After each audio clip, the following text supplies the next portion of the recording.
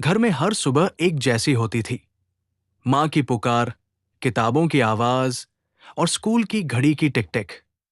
लेकिन उसके कमरे से कभी भी पढ़ने की कोई आवाज नहीं आती थी। किताबें अक्सर खुली होती, पर शब्दों से उसका मन नहीं जुड़ता। वो घंटों किताबें देखता, पर पन्नों पर लिखी बातें उसके मन में नहीं उतरती। बोर्ड पर लिखे सवाल उसे धुंधले लगते और दूसरों की तेजी उसे एक अनजाने डर में डाल देती।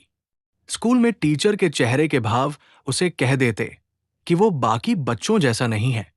कई बार वो चुपचाप रो देता, बिना किसी को बताए। परीक्षा के बाद जब नंबर आए, तो घर में खामोशी थी। पापा की आंखों में मायूसी और मां की आंखों में एक चुपचाप सवाल था, क्यों? लेकिन किसी ने नहीं देखा कि वो रातों को जागता रहा था। किसी ने नहीं सुना कि उसने कितनी बार खुद से पूछा, क्या मुझ में ही कोई कमी है? फिर एक दिन स्कूल में एक विशेष शिक्षक आया। उसने बच्चों से अलग अलग तरीकों से सीखने को कहा। कुछ बच्चों को खेलने से, कुछ को चित्र बनाने से और कुछ को कहानी सुनाने से पढ़ाया गया। तभी पहली बार उसका चेहरा चमका। वो शब्दों को छूने लगा, समझने लगा। उसके दिमाग को जो तरीका चाहिए था, वो अब मिल गया था।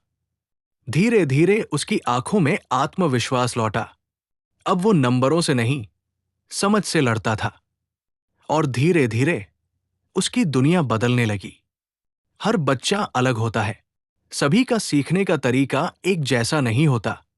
जब तक हम बच्चों को समझने की कोशिश नहीं करेंगे, तब तक कमजोर शब्द सिर्फ एक बोझ बनता रहेगा। सही समझ और सही समर्थन से हर बच्चा चमक सकता है।